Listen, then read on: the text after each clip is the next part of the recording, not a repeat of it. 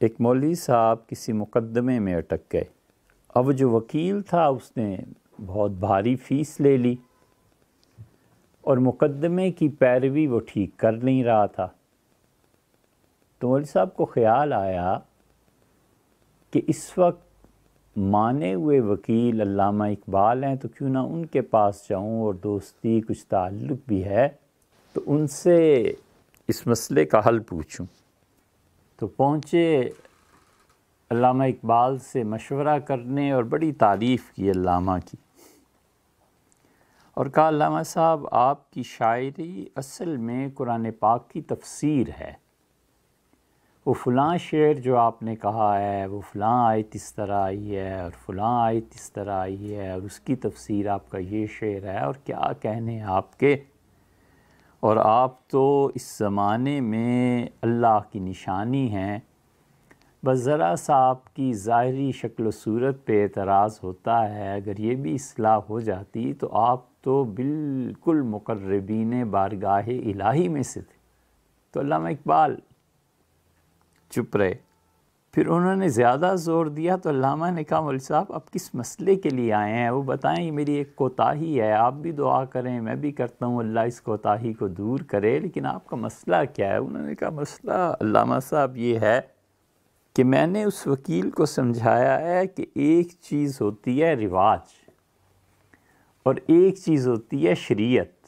तो जब टकराव होता है रिवाज और शरीयत का तो रिवाज मुल्क का, कौम का गालिब आता है और शरीयत मगलूब हो जाती है।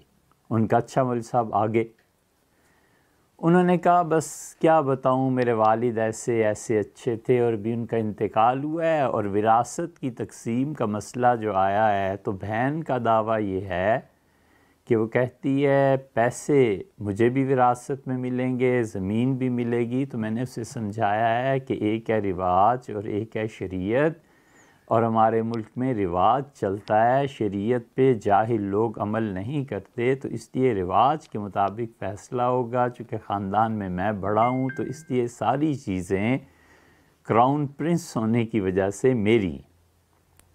वो बहन अब मानती नहीं, वो कहती है शरीयत पे अमल करो।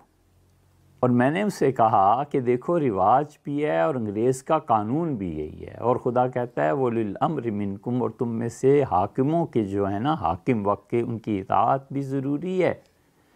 तो इसलिए मैंने वकील साहब से कहा है कि मुल्की कानून के मुताबिक फ़ैसला फ़रमाएँ, रिवाज के मुताबिक फ़ैसला फ़रमाएँ, शरीयत के मुताबिक करेंगे तो फ़साद इस ज़माने में पैदा होगा, ये ज़माना वो नहीं रहा।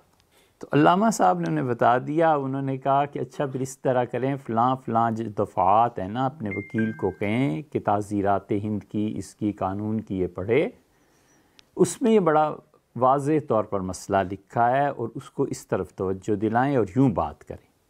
खुशी खुशी चले गए, फिर आए और कहा वो तारीख़ पे तारीख़ हो रही है और हमशीरा भी नहीं मान रही, मैं क्या करूं, और अल्लामा साहब आपके पास इसलिए आता हूँ। और फिर वो लंबी तवील तकरीर शुरू की कि अल्लामा कितने बड़े, और आखिर पे जब ज़्यादा लहजा उनका सख्त हो गया कि आप ज़ाहिर को भी किताब व सुन्नत के मुताबिक बनाएं, तो उन्होंने कहा, मौलवी साहब परसों आइएगा और मैं आपसे सोच के बात करूँगा और मैं अपनी इस्लाह ज़रूर करूँगा, अल्लाह आपको जज़ाए खैर दे, आपने बड़ी अच्छी बात कही।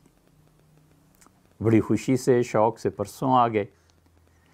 तो उन्होंने कहा, मौलवी साहब मैंने सोचा है कि दुनिया में कोई आदमी नहीं जो पूरा शरीयत के मुताबिक हो, तो इसलिए हम आप दोनों अपनी अपनी इस्लाह करें और आपने जो मुझे नसीहत की है मैं उस पर अमल करूं, और कल से मैं सारे उन कामों से तौबा करूं जो मैं शरीयत के ख़िलाफ़ करता हूं, और हाथ पे हाथ मारें मौलवी साहब, आप बहन को हिस्सा दे देंगे और मैं ज़ाहिर शरीयत के मुताबिक कर दूँगा। बहुत नाराज़।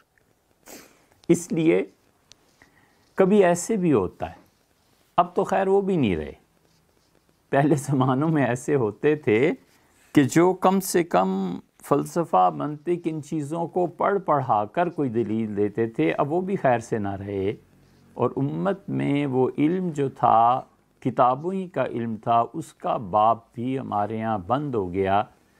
नतीजा ये कि अब इब्न अरबी को समझने वाले और मौलाना रूम की मसनवी को समझने वाले हज़रत मुजद्दिद रहमतुल्लाह अलैह के मकतूबात को, हुज्जतुल्लाह अल बालिगा को अब लोग ही ना रहे।